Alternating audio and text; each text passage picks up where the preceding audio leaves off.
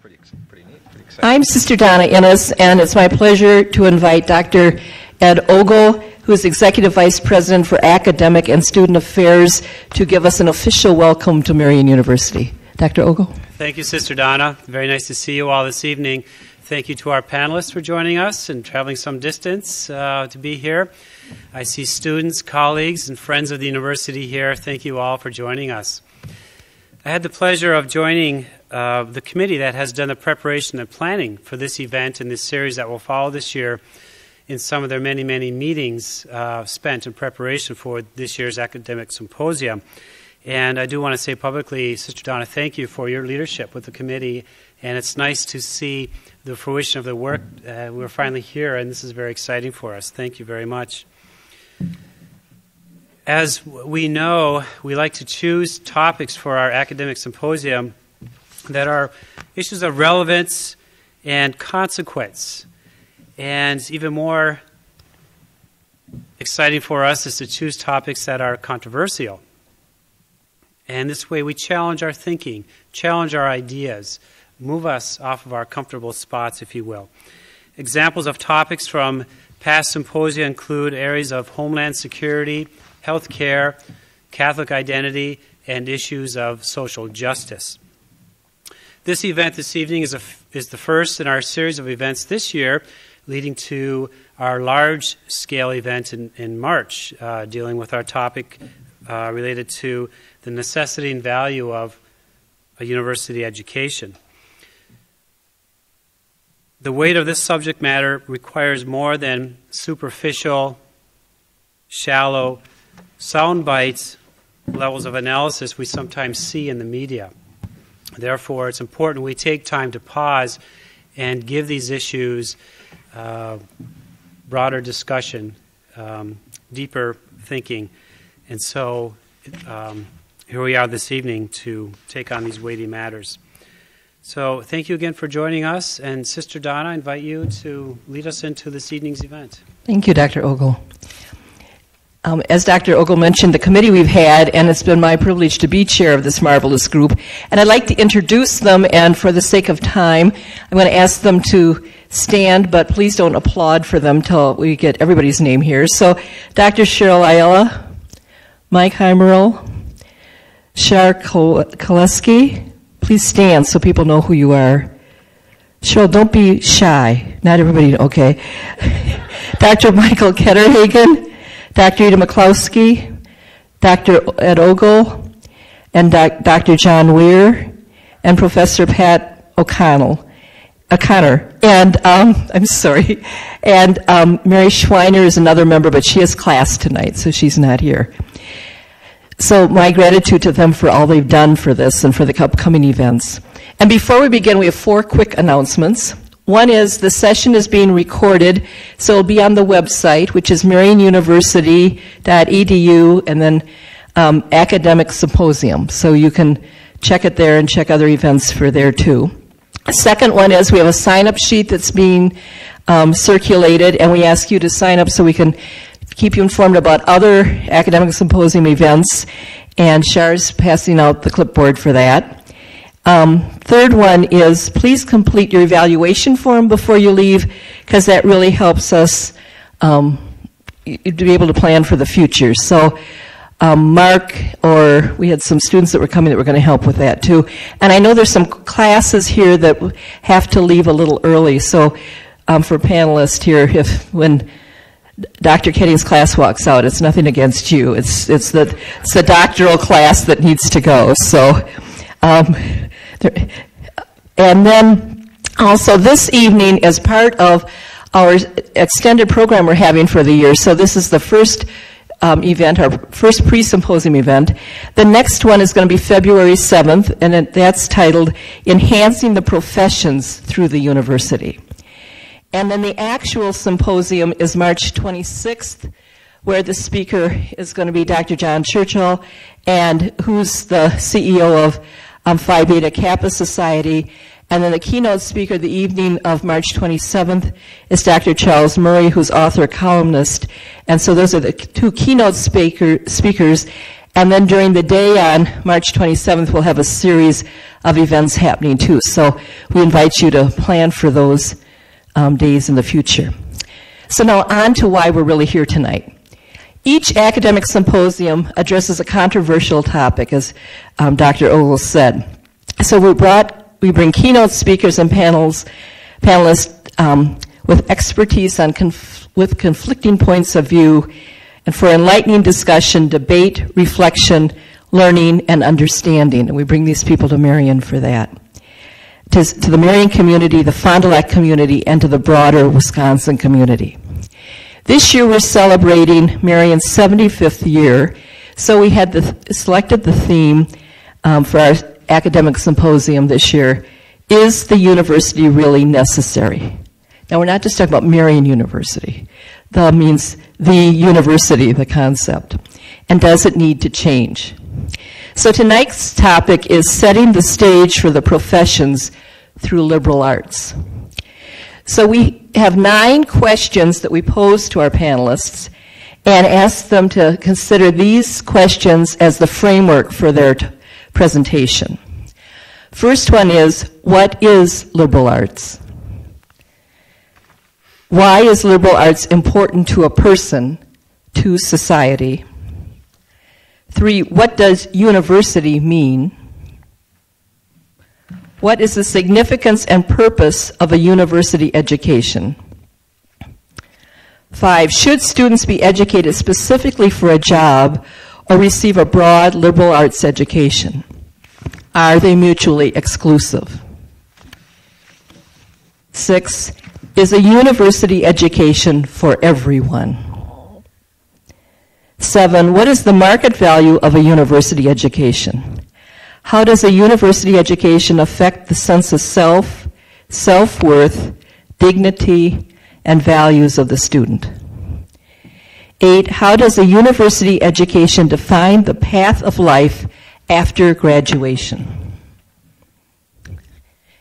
And 9, is the current paradigm of the university working well? If so, why? What should definitely be maintained? If not, why not? What needs to be changed? So those are the 9 questions. The format is each panelist will have 15 minutes to share. Each one will do their own sharing for 15 minutes, their presentation. Then we have 20 minutes for them to kind of dialogue with each other as they've heard what the others have said and continue whatever concepts they want to continue the conversation. And then we're going to open it up to you, the audience, for any questions. So we'll have the roving mics, or if you don't want to take a microphone and you can jot down a piece of paper, a question you have, just give it to somebody with the microphone. And we have a timekeeper who will be letting people know when the time for the presentation, keep us moving here. So now let me introduce who these 3 gentlemen are that have been sitting here so patiently as we went on with all this. Our first presenter is Dr. Carl Kalwaitis. He received his PhD from Drew University and is associate professor here at Marian University.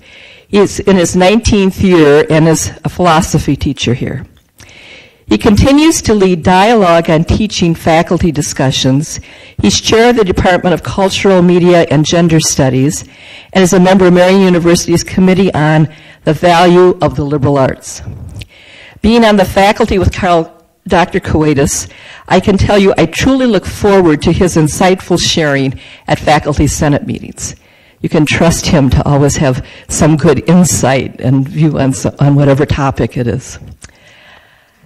Our next presenter is Dr. Thomas Pleger at the far end. He served as serves as campus executive director and dean at the University of Wisconsin, Baraboo, Sauk County, and he's been there since 2006. He received his bachelor's degree in political science with honors from University of Wisconsin at La Crosse, and his MA in anthropology and his PhD in anthropology and archaeology from the University of Wisconsin in Madison. He's done subsequent research and focused on archaeology in the Western Great Lakes and has resulted in publications in regional and local archaeological journals.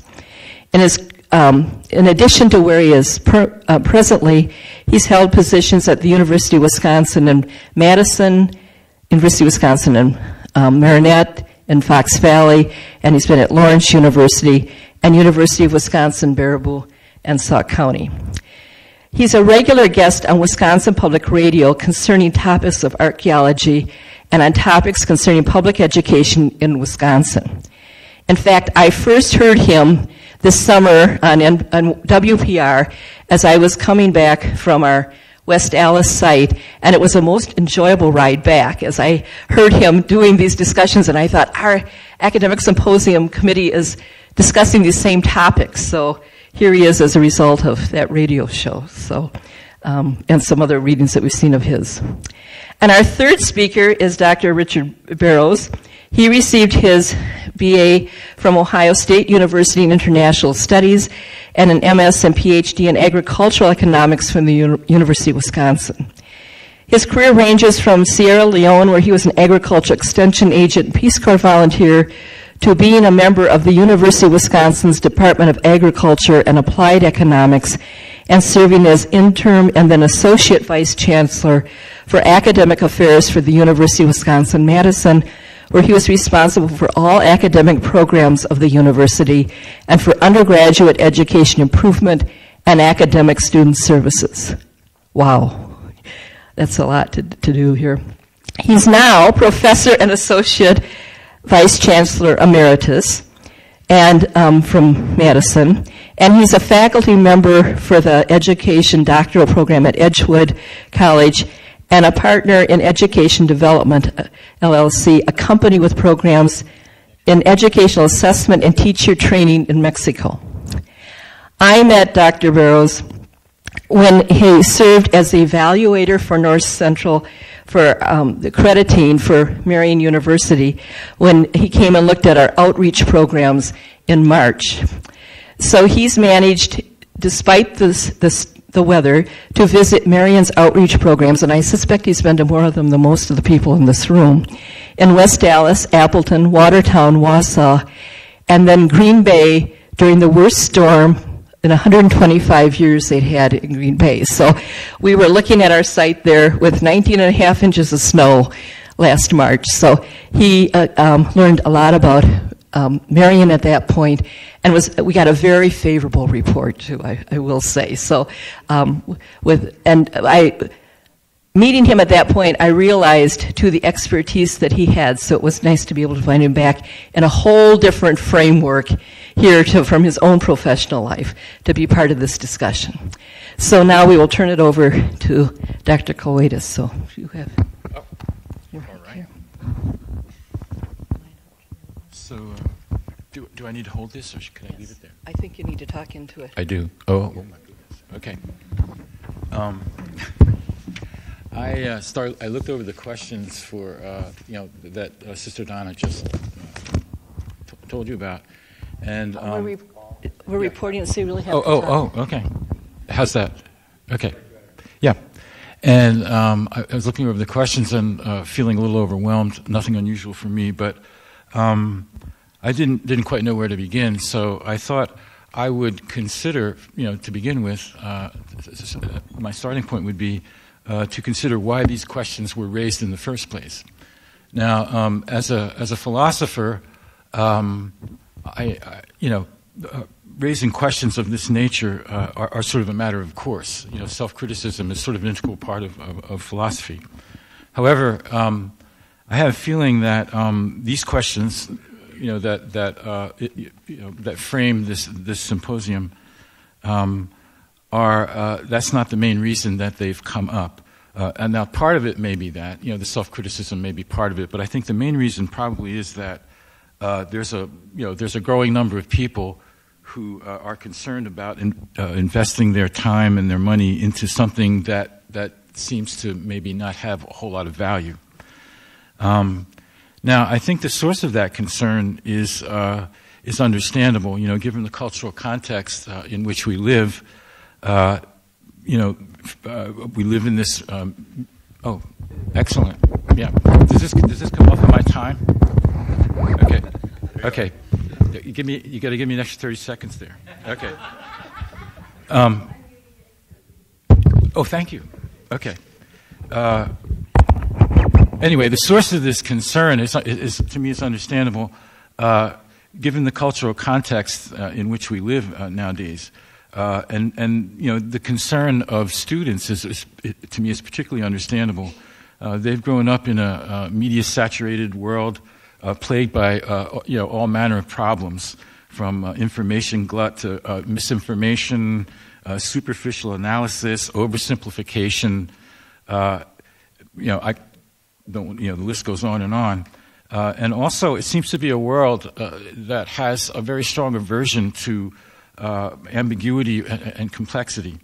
And these things, it seems to me, are not only tolerated, but oftentimes embraced and even rewarded. And then throw on top of that the dire economic situation that we're in right now, and all the other crises that go along with that. You know, the crisis of values, the environmental crisis, and so on. So it's not surprising, I guess, to me that the university and the liberal arts in particular are of great concern.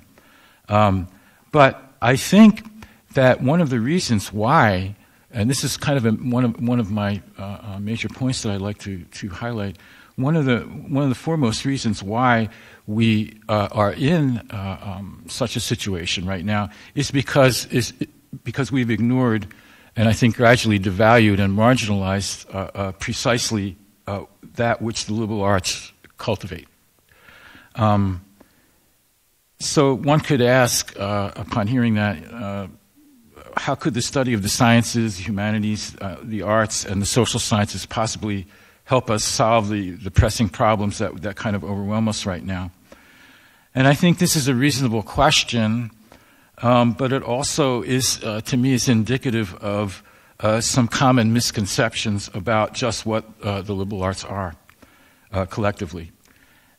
So what I'd like to do is to just highlight a couple of what I think, and others think, are two pretty common misconceptions that I think go to the heart of things to some extent. The first misconception, I think, has to do with the nature of the liberal arts overall. You know, it's often observed, or you know, in so many words, that liberal arts seems to be sort of a collection of arcane disciplines, you know, the study of which makes one well-rounded. And as a colleague of mine is quick to point out, that means with no sharp edges. A worthy goal, you know, because sharp edges could be dangerous. Anyway, so that's, you know, you hear, that's not an uncommon thing. Also, sometimes liberal arts are thought of as sort of an add-on, something one does or studies in addition to other things. And I think those, you know, kind of miss the point. As far as I can see, the liberal arts are, you know, the liberal arts disciplines embody most fundamentally a transformative process, more than anything else, that cultivates a way of thinking, or a phrase I like that I borrowed from Peter Stearns, who's a social historian, a habit of mind. But I would even take that even further, and I would say that liberal arts cultivates a transformative process that really is a way of being, you know, a way of life. Liberal arts disciplines, I think, more than anything else, then serve as vehicles that seek to bring about this transformation, one that develops, you know, to put it in broad terms, greater awareness and greater sensitivity. Those who teach the liberal arts don't expect all their students to become scientists or historians or philosophers or sociologists or anthropologists, but the liberal arts student is encouraged to at least understand, for example, what scientists do, the value of science and the value of the scientific method. What's good science? These are very important things to understand, I think. To understand what historians do and understand the value of history, understand how history is always interpretation, to understand what philosophers do, understand the value of critical reflection on fundamental ideas, to learn the value of theory and using theoretical constructs, to understand what counts as knowledge, or to understand what the sociologist does, understand the socialization process, and how identity categories are socially constructed, and how cultures and societies are structured within a framework of power relationships. These, I think, are very important things to understand. And so overall, what this process cultivates, here's another phrase I'm going to borrow from Paulo Freire, it develops what Freire refers to as a critical consciousness. And so through this kind of understanding, I think we are better prepared to deal thoughtfully and responsibly with any situation in which we find ourselves. The second misconception has to do with practicality. It's often observed, the liberal arts aren't practical, which of course means not useful. And as we know, something that's useful is useful because it helps us accomplish something that we intend to accomplish. In other words, it helps us to get what we want. So what do we want? Most people, I would say, want a good job. In this regard, the liberal arts can be very useful. There's been considerable research done indicating that employers, many employers, want the kinds of skills that are developed within the liberal arts discipline: clear communication in speaking and writing, critical thinking, of course, the ability to work with others and to work with various perspectives and alternatives. There are statistics that you could find regarding how well liberal arts graduates do on standardized tests like the LSAT. The top scorers in LSAT, the LSAT are physics and math majors, for example. Second highest are philosophy majors. In fact, philosophy majors even score 15% higher than business majors do on the GMAT, for the test that's taken to go into to do graduate work in business. But that's fine. But I think the kind of thinking, or awareness, or this critical consciousness that's developed through the liberal arts is much more than a career advantage. To me, as far as I see it, it's the basis of a meaningful life. Clear communication and critical thinking alone are invaluable. They're the basis of all relationships, from professional to our most personal. Also, I think most people want to live in a political and social environment that facilitates self-fulfillment. We're concerned also about justice and equality and meaning. But a truly democratic society, which presumably could provide this kind of environment, needs informed and critically responsible citizens. People who are willing and able to consider alternatives, question abuses of power, irresponsible authority, address inequality, be concerned about the social good. In short, a democracy needs a citizenry that's accountable for making responsible decisions. And to do this, I think it requires a disciplined engagement that's not undermined by impulsiveness or basing one's judgments almost exclusively on personal preferences. It requires fully exercising the political freedom that's available to us in a society like ours. So, to end up here, if I were asked the question, are the liberal arts necessary, I would have to say quite emphatically, I think they are needed now more than ever. Are there problems with liberal arts curricula? Are there problems with the university? Certainly. But I don't think it's a matter of whether we need the liberal arts. I think, for me, the question is, how can the liberal arts and the university adapt to our current cultural context so they can work most effectively? Did I do it? Oh, okay.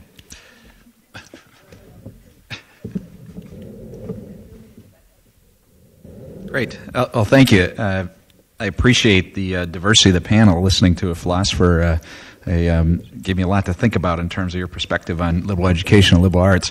What I thought I'd do is tell you a little bit about the institution that I work at. and what I see is the difference between education and training in liberal arts and liberal education, how it relates to private versus public good.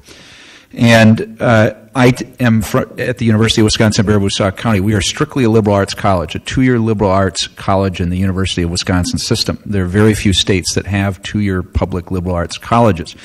And as a liberal arts college, we offer courses in the natural sciences, the social sciences, the humanities, the fine arts, the performing arts, that is the foundation for every single baccalaureate offered in the University of Wisconsin system, whether a student's going to be an engineer, whether they're going to be a music major, a business major, they're going to go to law school.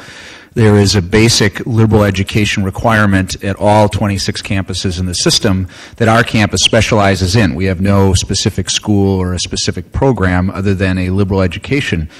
And to me, the difference between liberal arts and the term that I prefer, liberal education, liberal arts are the disciplines, and liberal arts colleges are usually small colleges or colleges within a larger university framework that have those particular fields that somehow articulate to develop a curriculum. And the term liberal education, to me, is the embodiment of what the liberal arts in a combined fashion offer. A very broad curriculum that is designed to develop skills that are to any major and any career. Skills that were mentioned by my colleague here, critical thinking skills in the sciences and mathematics, the ability to communicate written and orally, the ability to show some empathy and to understand the human condition and people who are different than yourself and to work together and see connections, the ability to appreciate the arts, both performing and the fine arts. Those things are the skills that we produce, and we assume as faculty members that the curriculum, the liberal education curriculum that we put together, somehow produces that. When a student walks out of the university, they have all those skills. Some of them do, some of them don't. We hope that the majority of them do. And what is a challenge for us is articulating what the value of those skills are in the workplace.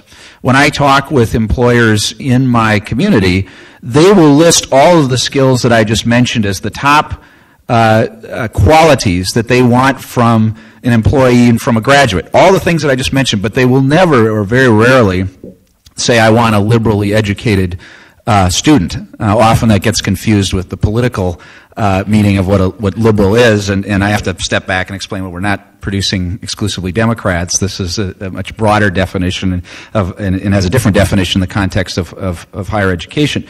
But employers are looking for those skills, and one of the challenges we have as university administrators, university faculty, is selling or extolling the virtues of a liberal education, of how important it is. And the example that I often give, that of the 11 years of college that I have, 3 degrees, it's those liberal arts or liberal education skills that I have used in every single position that I have held, whether it's been a research archaeologist, a professor, an administrator. Those skills that I just mentioned transcend every one of those positions. And virtually every job that I've had, and in many cases any type of committee appointment or any type of activity I'm doing in my community, those skills are extremely useful.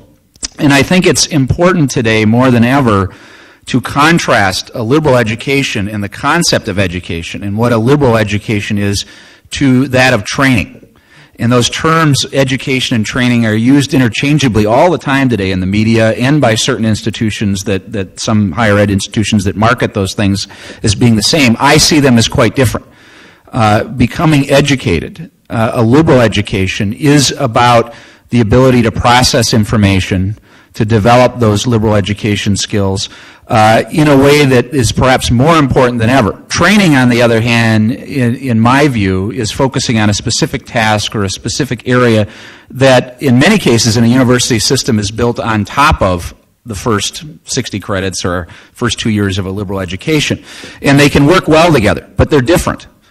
Coming to college, coming to the university to be educated is different than coming to a higher education institution for training. And that's why I think, regardless of whether you're going to be an engineer or you're going to be going to medical school or you're going to focus on music, that liberal education experience is invaluable. And it's why, within the context of the system that I work, the University of Wisconsin system, that under the Board of Regents, it is the basis for every major that we offer. at all 26 campuses. We require students to have a grounded, broad curriculum, liberal education experience in conjunction with a specialized major. You can't escape that regardless of where you attend on one of our institutions. And I think there is a reason for that that is not all was clear to our students. Some, when I started as a student in the UW system, no one explained to me why am I taking a art appreciation course or a music appreciation course when I'm going to be a political scientist. And I was sort of learned that on my own. Someone didn't sit down and explain that taking a music course is going to develop a liberal arts skill or a liberal education skill that will be applicable to political science or to anthropology or whatever it is that you're going to study. And I think we need to do a lot more of that within the context of the university for our students, but also in the public. And particularly in the case of myself working in a public institution, it's extremely important that we tell legislators about it. Why is a liberal education and the liberal arts valuable in this economy? And my answer is that it develops skills that transcend the current economy and virtually any career that employers want, that society wants. And we need to make sure that's a fairly clear message, and also for employers. And the final point that I wanted to make that I think echoes what my colleague mentioned is that liberal education and the liberal arts and becoming an educated person at an institution that has at its core liberal education and liberal arts, in my opinion, is also about the public good and producing a graduate that not only can perform in a particular career, but as mentioned, has the skills that contribute and can add to society in ways that not necessarily all programs or all graduates can. And by that, if you look at states that have high levels of college attainment, and those that particularly with high levels of college attainment with institutions that value liberal education, you tend to see a greater participation in governance, overall better health, a greater presence of the arts in those states or those communities where these institutions and graduates reside. So there is a value that needs to be discussed in the context of liberal education and liberal arts that is more than producing a graduate in terms of income or economic return. There's a return to society. There's a public good that's part of the core curriculum, part of the university experience that is focused on liberal education and liberal arts. And finally, the last, I guess, comment that I wanted to make is related to the concept of university.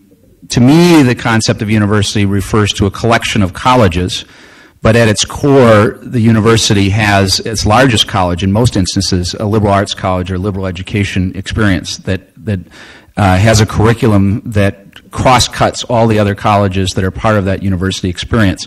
That's what differentiates a university education, a liberal education, than that of a technical education, one that focuses on specific training. Thank you. So we're doing well on time. I told Sister Donna I can really tell you more than I know in 5 minutes. So those of you with a watch, anything past 5 minutes is highly suspect. Anything I say before 5 minutes is just probably slightly suspect. But let me start by just giving a little bit of personal history. First of all, is this mic okay? Can you hear? We're okay? All right. So I was a liberal arts graduate of Ohio State University, although that was more by accident than by design. As an undergraduate, I was accepted into a program that waived all requirements for the degree, except the military ROTC program or physical education. As you can imagine, Ohio State has a wonderful physical education program, and I lived with a couple of guys and needed a shower every day anyway, so I did physical education with no requirements to the degree. So I started off in math and physics, and after a while I switched to biochemistry. And then I went to UCLA, where they had a mix of particular courses in physics and chemistry that only a couple of places had in the country. Got to UCLA and went to a lot of beach parties and took courses from famous people. in fields like history and sociology, and it was really interesting. So I got out of math and physics, out of biochemistry at that point.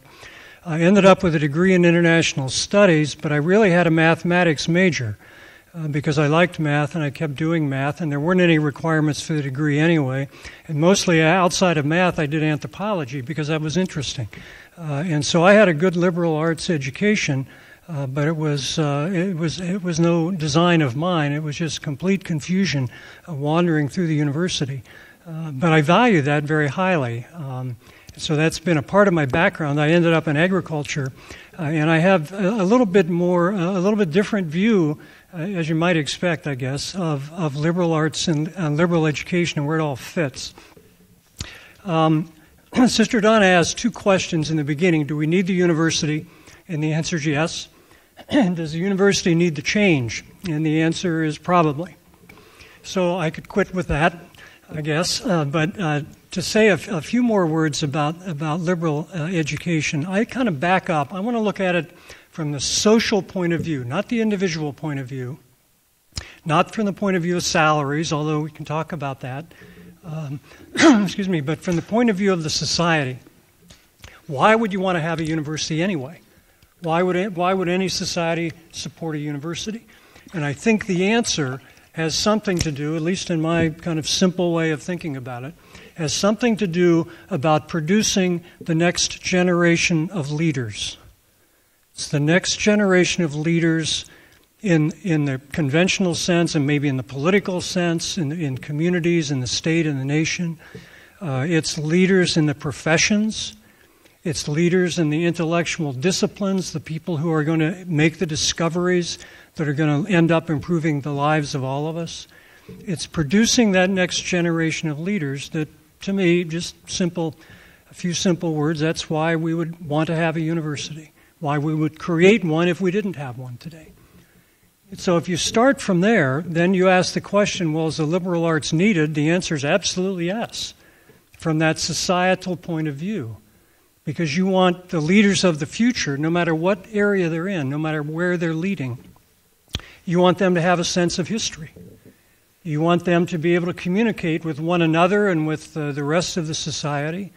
You want to have people that understand how society works, understand how the political system works, understand how to work with other people and get along. And empathy is important in all of those enterprises. So to the extent that that's a liberal arts education, then liberal arts education has to be a part of the future. And it is a part of the university education right now in agriculture, in engineering, and business. The core or the foundation, I guess you would say, maybe a better word, of all of those areas is the liberal arts. People value that. Just a little example out of my own experience. While I was, I guess I was in my Associate Vice Chancellor role or Vice Provost role at Madison, I negotiated a requirement for the first time at Madison, a general education requirement that all schools and colleges would buy into. And one part of that, the most important part of that, or the most controversial part of that, was communications. And my job really was to sell the colleges of engineering, business, and agriculture on the new requirements. The problem was they had stronger requirements. The College of Liberal Arts had no requirement in communication. The professional schools, so to speak, these other folks, had a strong requirement, stronger than the university requirement. So we had to guarantee them that they would not have to back off their stronger requirement if the university adopted this other set of rules for the degree for any place in the university. When I was back in my own College of Agriculture, from time to time, I raised the issue with various faculty committees whether we might adopt the university requirement for communication rather than continuing with our own, which was stronger. Because it was confusing to students. For most students, it didn't make much difference. Wouldn't it make life simpler? And the answer was always very quick, the discussion about should we adopt the university requirement, in other words, lower the standard Took about usually 10 minutes, maybe a half hour, and the answer was no. And then for the next 6 months, the committee would talk about, well, how could we make it stronger? Let's add another course. And that always came to nothing in the end. Anyway, we ended up back where we started, with a stronger than the university requirement in communications. So these same liberal arts skills, ability to communicate with people, ability to work in groups, critical thinking, those are the goals of the College of Agriculture, of the College of Engineering. You can read in the UW Madison bulletin. Go to those colleges and look, see what they say. It's precisely those same values. I used to tell students in agriculture, there's lots of employers coming here to hire you, but what they're really hiring is somebody who knows how to think, has good intellect and knows how to think, and knows how to persevere in the face of hardship. That's really what the degree is telling the employer. You're going to have to do a lot of things to learn the job, whether it's with a Cargill or a Monsanto or a local co-op, a supply co-op. You're going to have to learn that business. And they'll teach you, and they expect to teach you. But what they're really looking for is people with those same liberal arts skills who maybe have a background in agronomy and don't need to start at ground zero there. But they really want people who have those kind of critical thinking, communication, ability to work with people. Those kinds of skills are very important in all of the technical fields as well. Just a couple of comments. From the societal point of view, you can make a lot of money if you go into engineering, particularly certain fields within engineering or in agriculture, unless you decide to go back to the farm, in which case it depends on what year you're talking about. And somehow I think that's a good thing. That's a very good thing. If you can get a college degree and go earn a lot of money, that is a very good thing from the society's point of view. It's obviously good from the individual's point of view. From the society's point of view, what that high salary is saying is that the society values that set of knowledge and skills. At least you're contributing to society at least as much as that salary. And of course, the company that's going to hire you is going to make some money on top of that, so the social value is at least your salary plus something. That's a good thing. That's not a bad thing. That's a very, very good thing. And we need more and more people with that kind of technical skill in this kind of an economy, because that is the future of the world economy, and we have to compete as a nation in the world economy. So we need people with those kinds of skills. So that's a good thing. If somebody has an interest in agronomy or entomology or mechanical engineering, go for it. That's wonderful. It's absolutely wonderful. It's not to say the liberal arts education is not valuable, because it is. And the data show that as well. It pays. It pays the company, it pays the individual, that's the private return. It also has a return well beyond that, as my colleagues here have pointed out, a return to the society in general.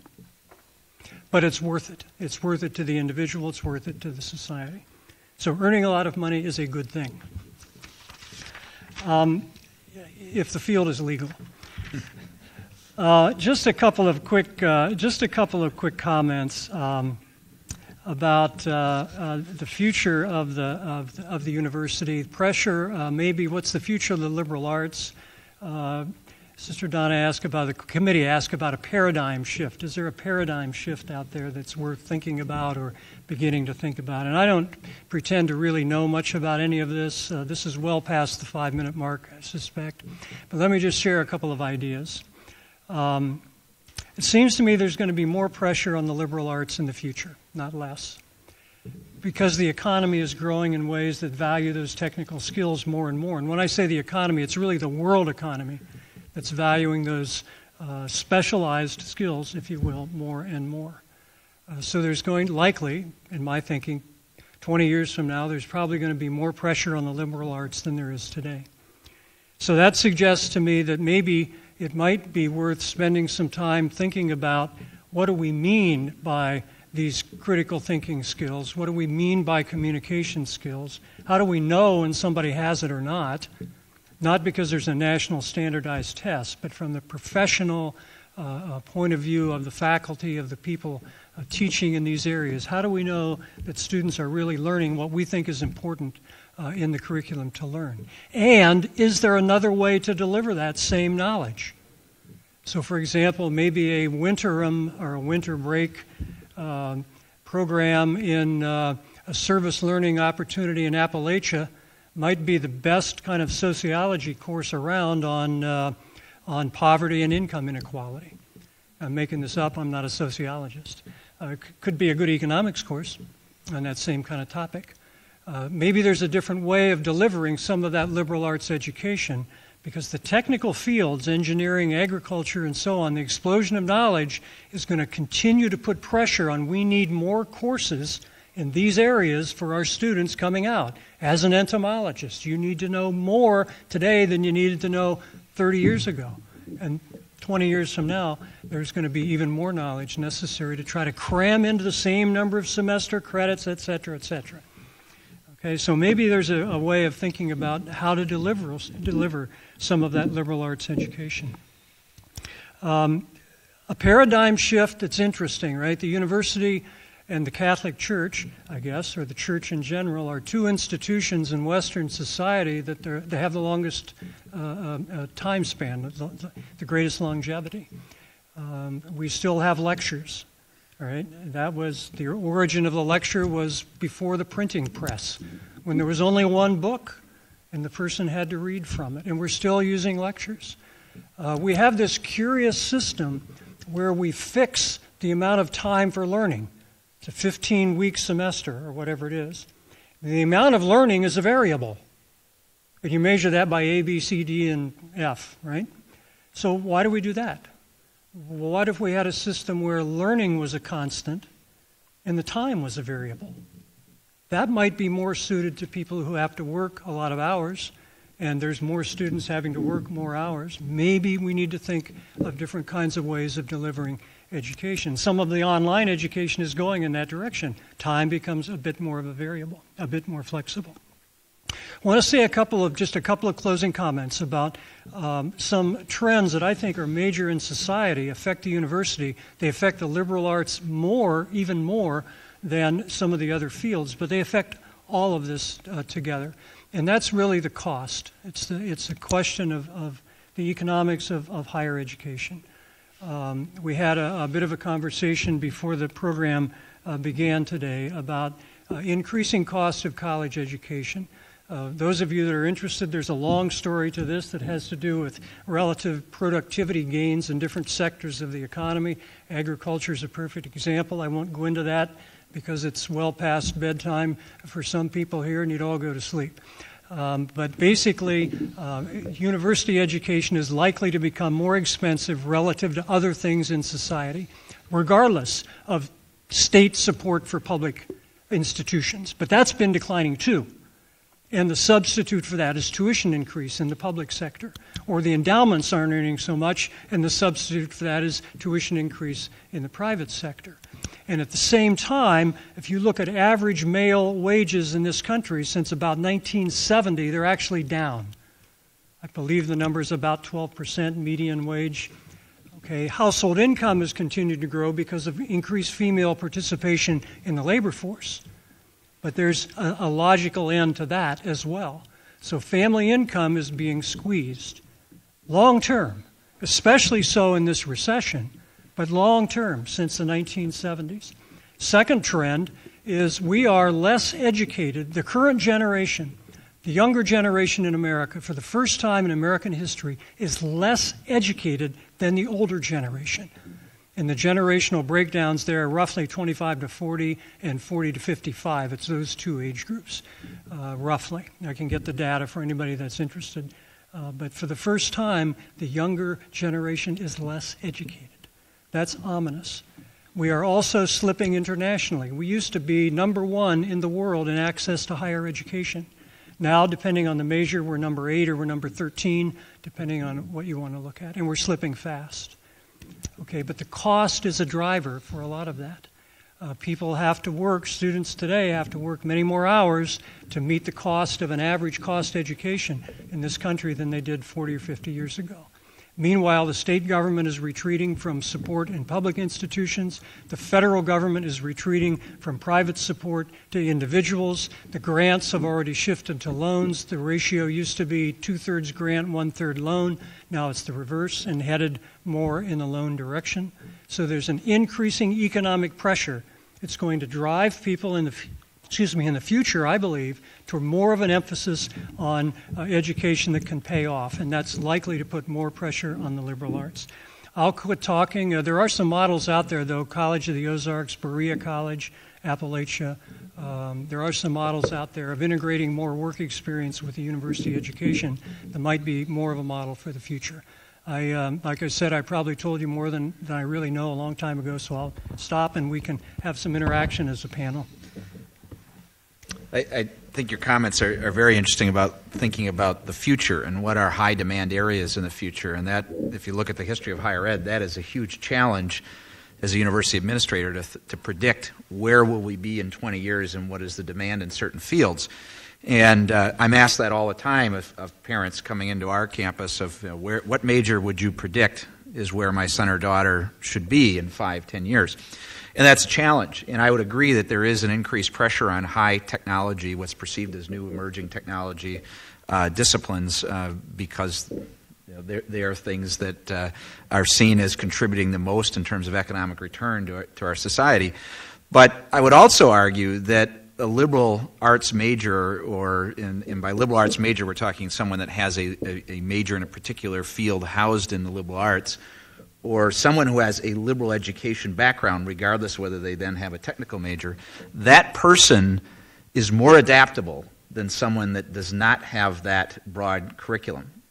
And I think there's an advantage and a real need of our universities to produce people that can shift relatively quickly as emerging jobs and technologies present themselves, and it's someone with that ability that has these skills that we just talked about that, in my opinion, and I think some data would suggest that liberally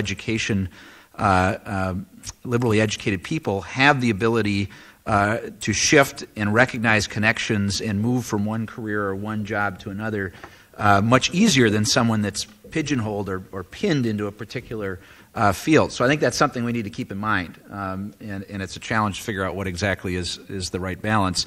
But I can't emphasize enough, trying to predict the future, I think one could argue that liberal education and liberal arts majors are in a better position for the future than someone that does not have those skills.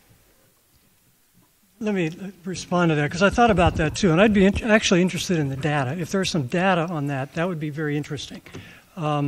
Because it seems to me that when as I thought about, well, what are the liberal arts skills? Well, it's things like critical thinking, ability to work with others, communication skills, ability to process information or separate the wheat and the chaff and all of that.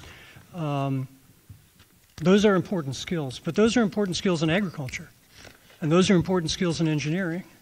So it's not obvious to me that somebody is worse off for having, let's say, a degree in agriculture than a degree in English, let's say, for example, in terms of making shifts. Again, you have to be able to communicate with people. It's those same skills that are important. And I would agree, and I think that's where actually the terminology we're using is kind of interesting, that I think liberal education should be the core of every single major. And I think from what I hear, we both agree on that. It doesn't matter whether you're going into agriculture or in business or in economics or philosophy, that at least there's a constant of those skills that are available to all of those majors. And that is the distinction I make. Someone that has that versus someone that came out of an educational experience that does not ground whatever the end major is in that liberal education. But would you agree with that? I was wondering if that's what you meant when you said an agriculture major. Are you saying an agriculture major whose curriculum had a core curriculum, liberal arts core, or I mean that would be part of. Yeah, exactly. But those communication skills, for example, let's just take communication.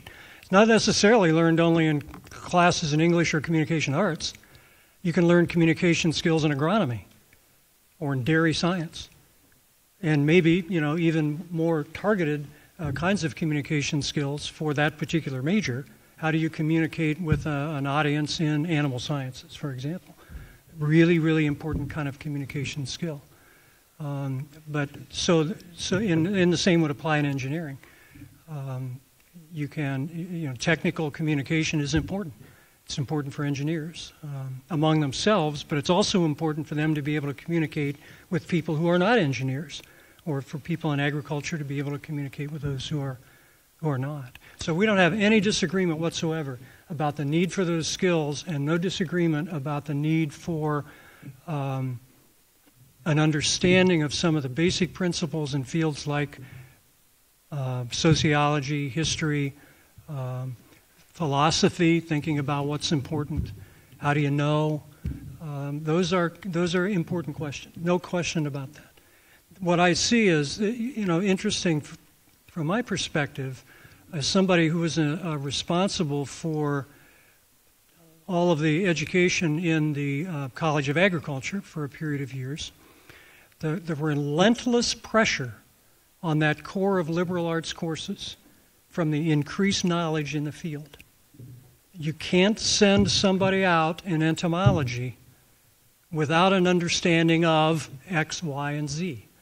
And then the next year there's a new X, Y, and Z because somebody just discovered some more knowledge. And that pressure is relentless in those majors.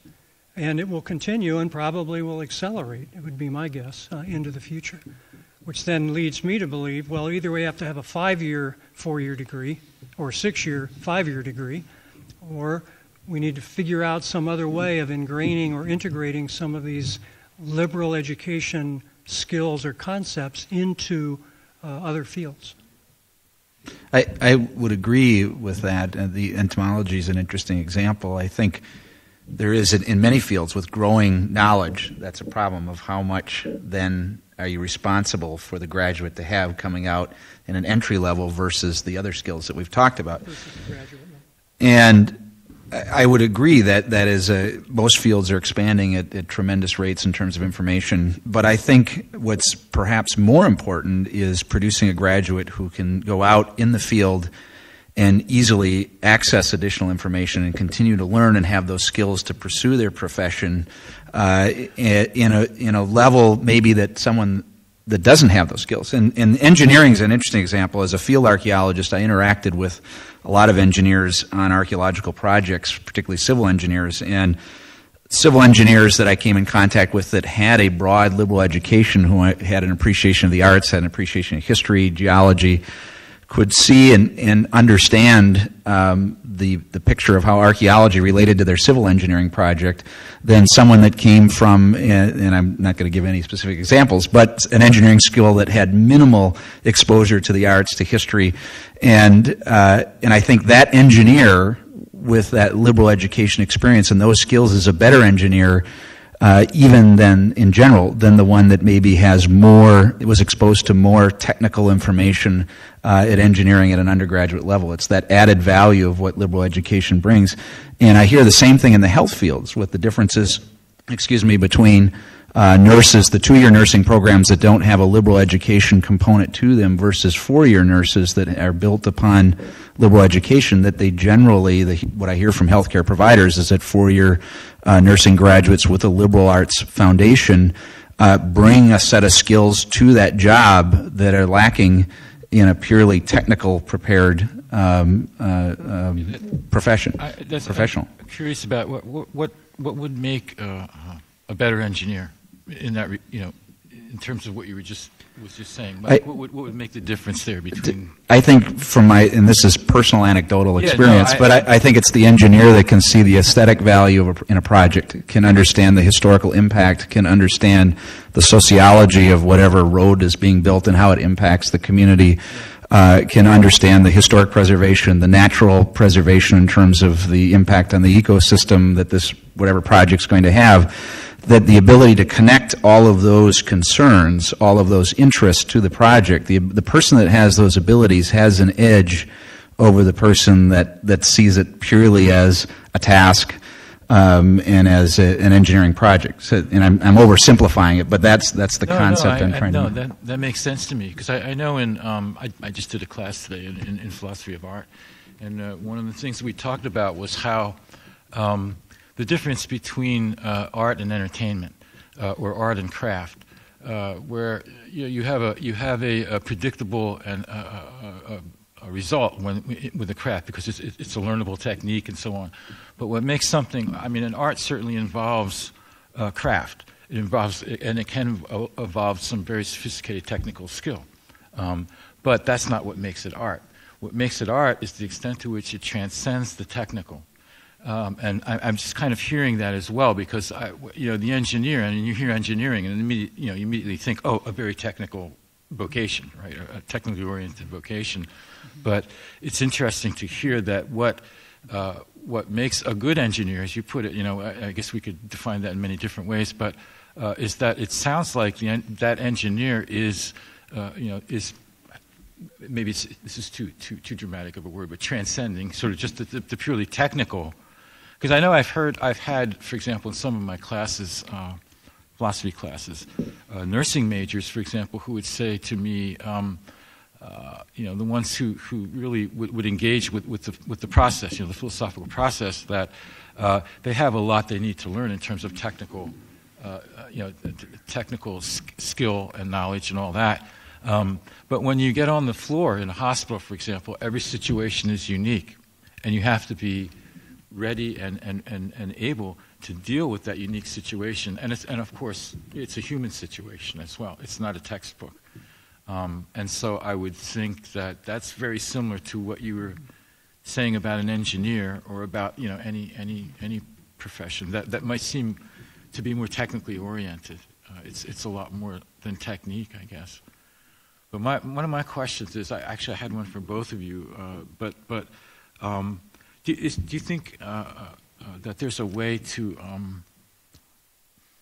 address? You're talking about the cost, about the enormous pressure that's going to be increasing. Have you thought about a way that we could deal with that somehow, or are we just sort of like at the mercy of how the politics in general go of the country?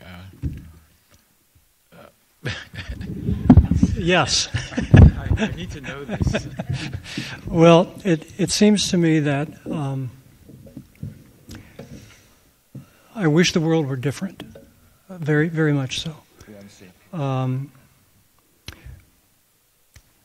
But I don't think the current. We can see the current political philosophy, the kind of downgrading of higher education in general. You don't really need a college degree. Well, Bill Gates didn't have a college degree, right? He did okay. So therefore, nobody else needs a college degree. It's not really important. And therefore, now fill in the blank, state government, federal government, Congress, whatever, we don't need to invest in that.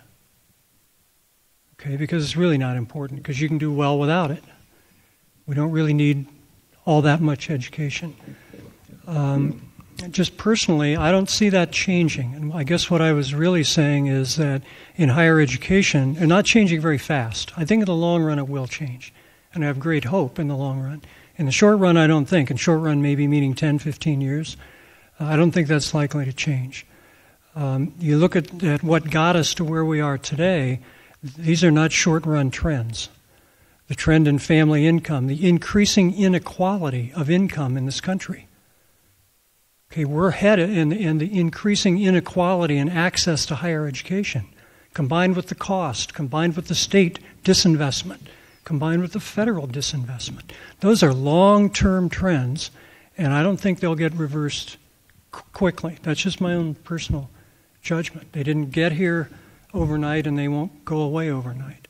So I think in higher education, we need to think about some different models, some different ways of doing business, or accept that we have a more and more of a, I guess I would call it a class system developing in this country. Well, the fact is that we do, okay?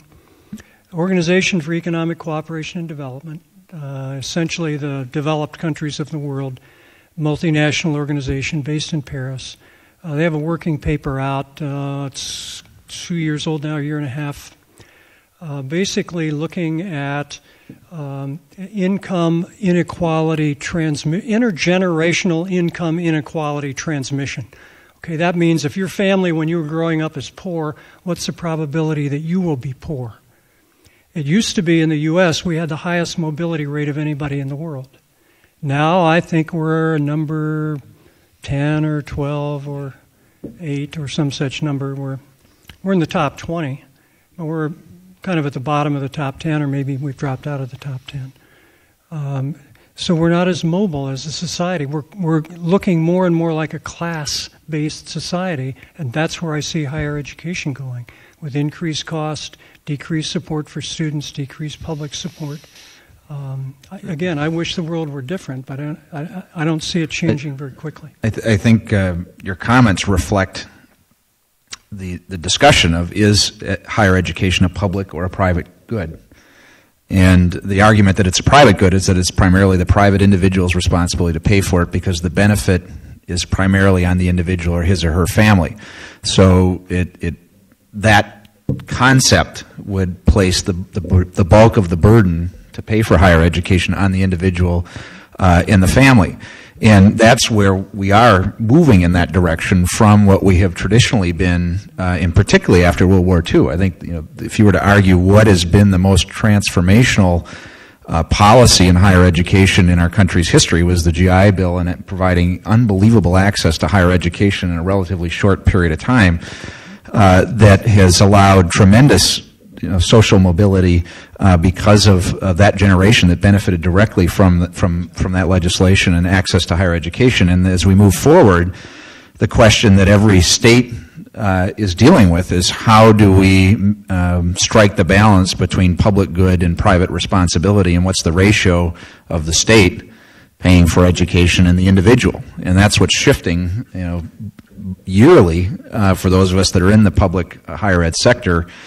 And looking forward, it's a huge challenge, and I think it's a particularly important challenge to recognize and to be an advocate for how liberal education plays into that, and that the primary reason for investing in public higher education should not be exclusively economic return. To the individual. But what do we argue, to the society. What do we argue in higher education? You see, we say it pays, right? Each one of us, I think, has said that. It pays. It's worth it to get a degree. To the individual and to society. To the individual, yeah, exactly. That society part tends to get left out. Yeah. And I was wondering, too, and I guess, Tom, I was thinking something you said earlier. Is there a way that we can do a better job of articulating the value of liberal education, given these pressures that we're talking about, that only, in the foreseeable future only seem to, be increasing.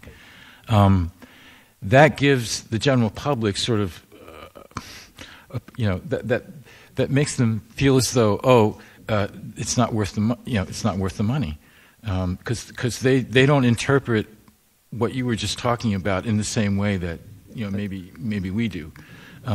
So how can we make a better case, and make it more appealing? I think we need to start with making it internally more explicit to our students. And the problem that I am really sometimes taken aback with is the number of college graduates that I talk with, particularly, I should say, some legislators, who can't articulate the value of the liberal education experience because it wasn't made explicit to them in the course of their education. And I think if we can do that, if every student coming into our classroom, every student graduating from our institutions understands why there is this collection of courses and what the end product of an educated person is, and that they can be a spokesperson, can say, these are skills that are of value that I learned, and they are liberal arts skills, liberal education skills, and articulate it in such a way that it makes sense. to the public, to employers, to legislators, I think that would be a big start in that direction. And then to connect more, I think, with the private sector in terms of the business community to better connect the goals that most employers have of hiring. I think we all agreed on the skills that an employer wants. It's work ethic, communication skills, analytical skills, the ability to have some empathy, to make sure employers understand those are liberal education skills. Because there's a disconnect right now, that we're using different terminology in the private sector in the world of corporations and in higher ed as to what we're producing. I think we both want similar things, but it's lining those up so we can speak to one another in terms of what we're producing, what our product is in higher education. So I guess in part then, we need to do a better job in the university if we're lacking in that area, of helping our students to better understand what they're doing, I guess, essentially. Yeah. Well, that makes a lot of sense. And then who knows from there? We'll open this up to people in the audience. Any questions, comments? Yes.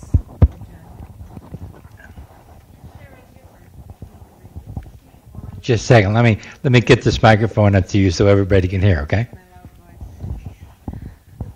As a theology major, is there a difference between the religiously oriented liberal arts education and one that is non-religiously oriented? If there is that difference important?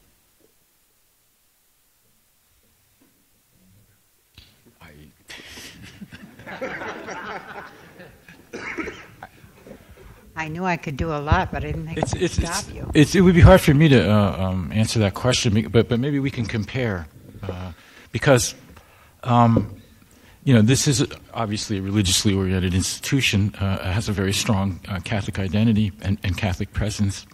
But I would say, in general, it would be very similar, but maybe certain things might be emphasized that aren't, but I'm not really sure. Like if you were at UW-Baraboo, I'm not sure whether it would be that different. What I'm thinking of here is one thing that impresses me is the Catholic emphasis on social justice. So that's a very prominent and very serious concern here, an abiding concern here at Marian. So it does inform what I do. Although I don't know that if I taught at UW, I don't know that I would be less concerned about social justice. I'm not sure, but I think that's something that stands out for me. But I don't know that there would be a significant difference. Really, I'm not sure. One difference is that I'm guessing that in a state school you don't have a theology department. We have a religious studies department. Religious studies, but but we have specifically a theology department which is connected with Catholic theology, and they do things in that department that would be considered part of religious studies, but there is a definite orientation there, but that's just, that's one department. So, I don't know that there'd be such a significant difference. I have no experience teaching in a higher education institution that has an affiliation with a particular religion or faith, but I will offer a comment of meeting higher education leaders, colleagues who are at faith-based institutions. And what strikes me, one anecdotal piece of information I can provide is at a conference I was at maybe 4 or 5 years ago on the East Coast. It was made up of public presidents and chancellors, campus executive officers, and private, and those from faith-based institutions. And we all started a conversation of what is the core value of your institution.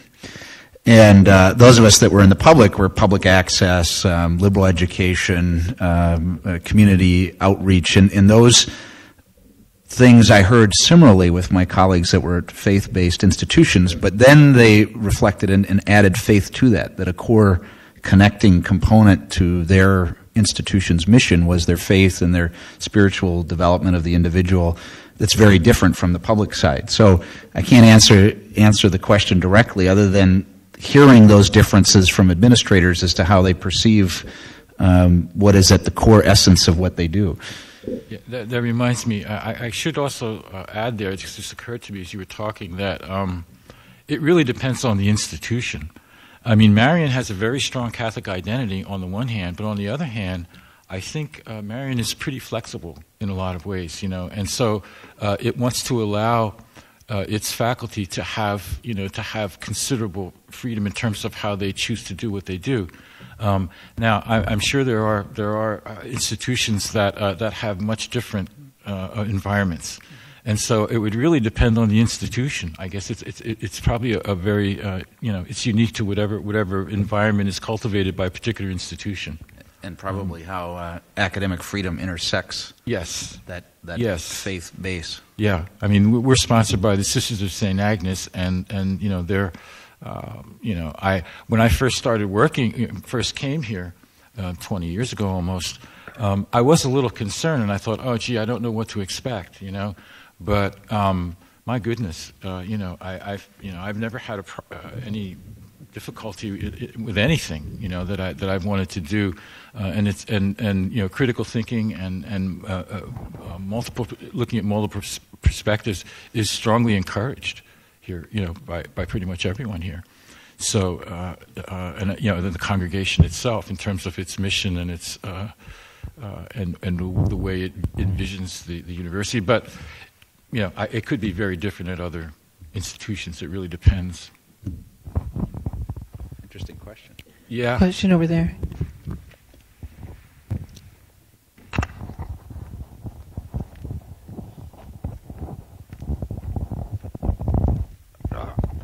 In talking about the cost of liberal education, maybe another way to look at that is what's the cost of not having a strong liberal education background. And by that I mean we talk about the skills in that we learn from or that we use in the liberal arts, but there's a content also. I mean, when you start thinking about philosophy and you start thinking about history and mathematics, and it's certainly missing from the public discourse today. I mean, when you look at, if you look at the presidential debates, when you look at what's going on around the world, I think there's a sensitivity missing in looking at the human condition, and I think that the liberal arts kind of generate that, not the lack of it, but generate that sensitivity toward people around us and situations, and understanding history, how that helps you to understand why are we messing around with things the way we are today. So we can talk about all the skills in that, but there's a content, there's a knowledge coming out of the liberal arts that's really important. And not to have that, I think we're reaping some of the bad side of that in our public discourse today.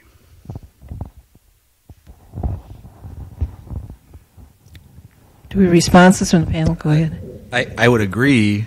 I think content, you have to have some content before you can develop those skills to discuss and to evaluate. But one thing that has changed in higher ed and in our society is access to information at a rate that's just amazing to think about.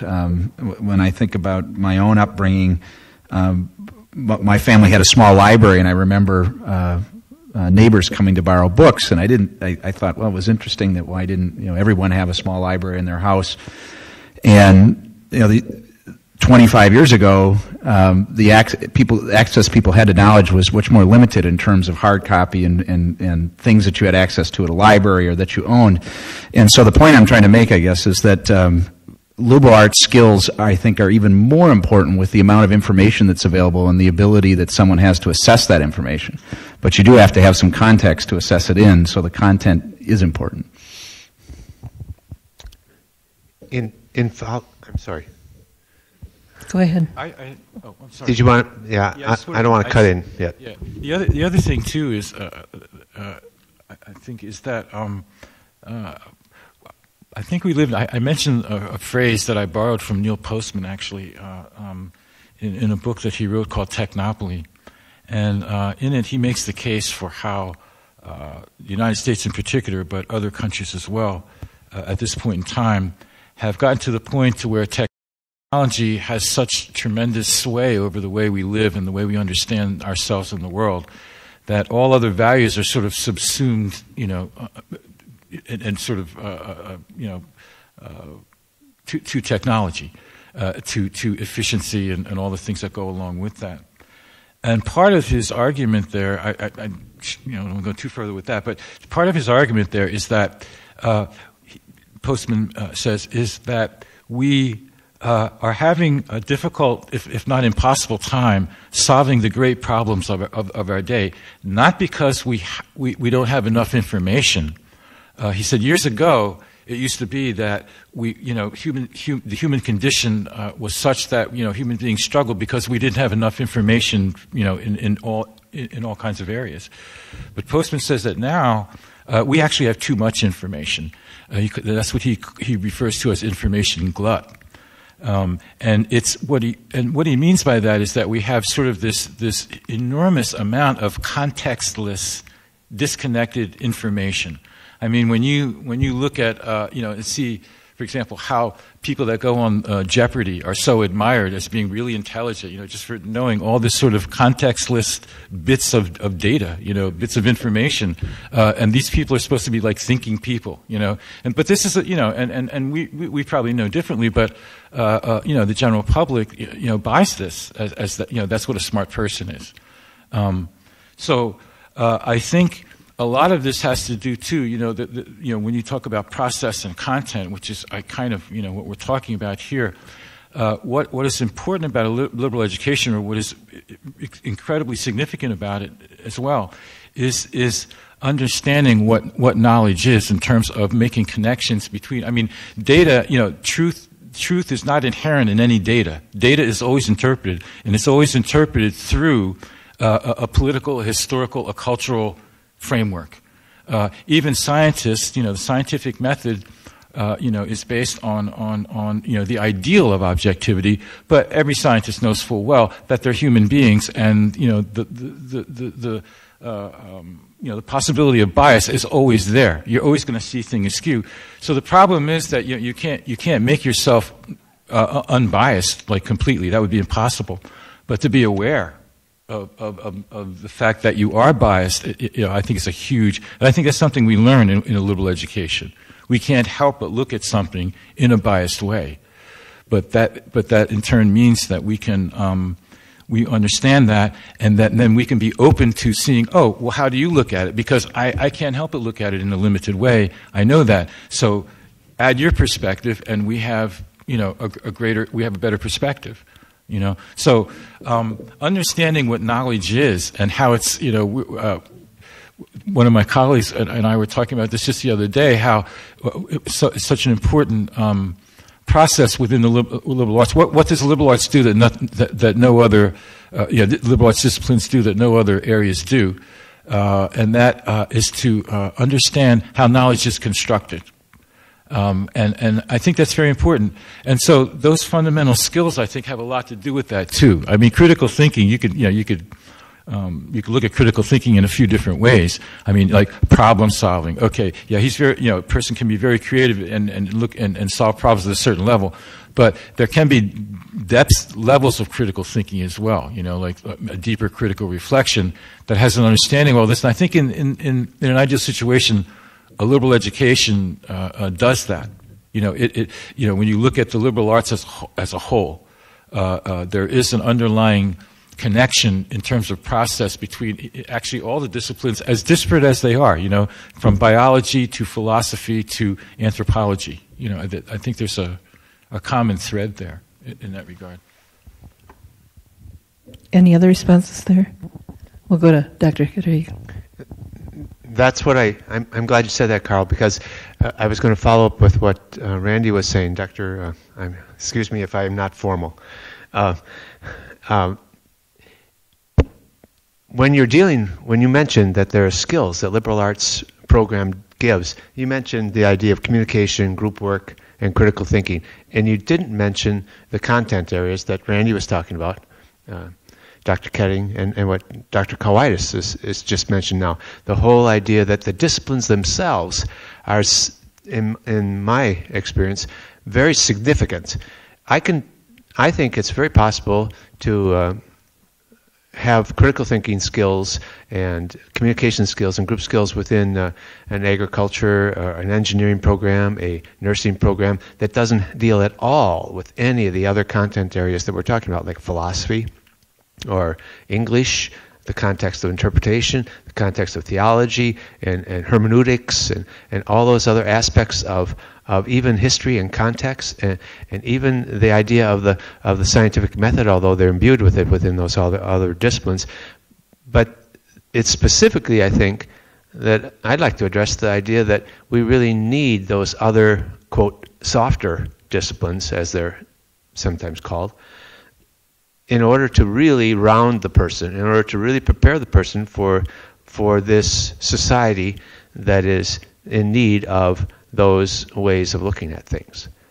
And I was wondering what your comments might be in reference to that. I would agree with everything that you just said. I think we focused on skills, but one skill is the appreciation of the human condition, which to me would include history and all of the humanities, the arts. And in order to do that, you have to have some understanding of those disciplines. So I would agree with everything that you're saying. I think the collection, the combination of studying that array of disciplines produces these unique skills in such a way that is different from someone that has not had the breadth and depth of a curriculum that a liberal education provides. So I think content is very important, but also connecting that content, as Carl mentioned, to other fields and seeing the relationship to one another. So I would agree with what you're saying. I think maybe we just didn't emphasize it to the degree that perhaps we should have, or at least that I should have. I've been thinking here while a couple of the last comments. If you look at it from the society perspective, try to look, not from the individual, but from the social perspective. So we've created this university, we've created a set of universities, we have access to education. Do we want any history majors? Well, yes. We need some history majors, definitely. We need some people with some, my opinion, right, deep understanding of the past and how we got to where we are today, and better able to interpret and figure out where we might want to go tomorrow. A lot of very practical implications, and probably lots of others that I'm not thinking of right now. But yeah, clearly we would want history majors. How many history majors would we want? Well, I don't know. Do we want everybody to be a history major? Well, no, because we need some people who have a deep understanding of philosophy, and we need some economists. Maybe not very many. we need lots of other things as well.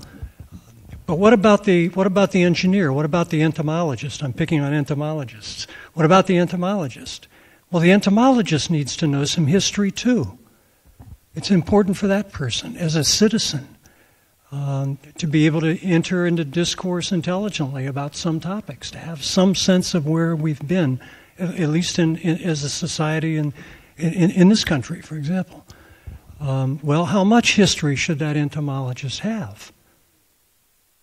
And how much art history? Or, go on and on and on. Add the disciplines.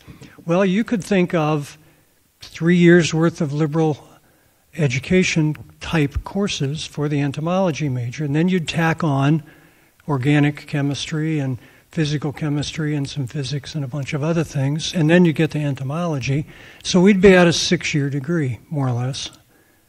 Well, we could do that. We could do that. And the question then would be, well, at what cost? Well, 2 years of the student's cost, that's worth something. Some cost to the society. Are we willing to fund that cost as a society? Those are all really interesting to me, really interesting questions, because I start from the proposition that people in professional or in technical fields like engineering or agriculture need this kind of understanding. Yet we also need agronomists, and we need people who understand animal sciences. But the challenge is to get more of this kind of liberal arts perspective into that kind of education. Not to do away with that kind of education unless we as a society are willing to pay the cost of that. I don't think we probably are. But it's an interesting question. I'm not totally sure of that, or even what the cost would be.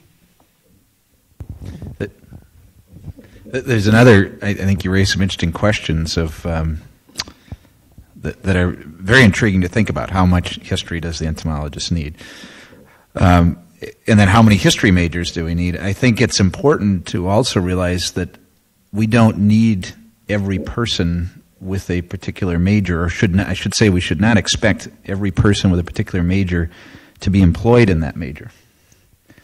And this is where I think there is a real difference of opinion in those that fund public higher education, and I'm speaking again from the public side, that every graduate should be employed in that particular discipline, and we measure the success of our university by what the job placement is in every major.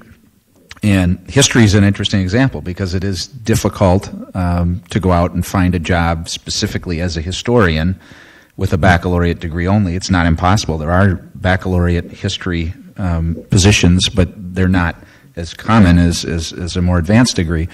So I think we have to be careful of thinking about in terms of how many majors do we need, because there's nothing wrong with the history major who goes out and starts a small business. Or works at a nonprofit in their community and uses those skills that they learned as part of the curriculum of the historian. So that's a real challenge, I think, to conceptualize that. And the problem we're having now is, I think Florida is a very interesting state where we just have a state where a governor came up with a list of majors we don't need anymore in that state, and that we should defund in the public sector because they aren't generating an immediate economic return. So I think that's the problem of always thinking about the numbers of majors and the end products as immediately as an economic return, as employability in that field is not necessarily the best measure of what we're producing. We have a question back here. Go ahead. But as a society, just if I could just pick up on that, as a society, we're setting up a university system. We definitely want some history majors. Whether they're working as historians is almost irrelevant. We need some historians for sure, but not everybody's going to be a historian. But we definitely need history majors. We definitely need people with an understanding of sociology or whatever other field you want to pick. Go ahead. My question is sort of about the overall term of university and the future that term could be going. I would like to know your thoughts on the sort of commercialization and streamlining of universities. You know, now there are places that offer you a 2-year bachelor's degree, 18 months bachelor's degree. You can do everything online and never step foot in a brick and mortar institution or have to interact with anybody else. Do you think that's a positive trend or negative trend for the overall university? Well, the first time I got my internet, my email offer of a bachelor's degree for $30, I really had to wonder why I spent 4 years doing it. You know, I missed something, I guess. I mean, two comments. The first is there are, I guess what you might say, charlatan organizations out there. Some of them literally do offer a degree for $30 or whatever it is. And those are, if not illegal, sort of bordering on it. Certainly, in my own opinion, not ethical. Setting those aside, okay. The question is a good one. How long does it take to earn a university degree? Well, if you don't have this funny notion about semesters, it doesn't matter. I suppose it's possible that somebody could do a 4-year, what we now call a 4-year degree, in 2 years. We don't allow that too much because there's certain, you can only take so many credits a quarter or a semester, and there's so many semesters and so many credits to a degree, but that's because we chop everything up into semesters. I was just saying, what if we forget about semesters and just say that out the knowledge endpoint, you still have a high standard. You have to meet that standard. How long it takes you to meet it, why would we care? If you can meet it in 2 weeks, great. Or if it takes you 2 years, well, that's okay too.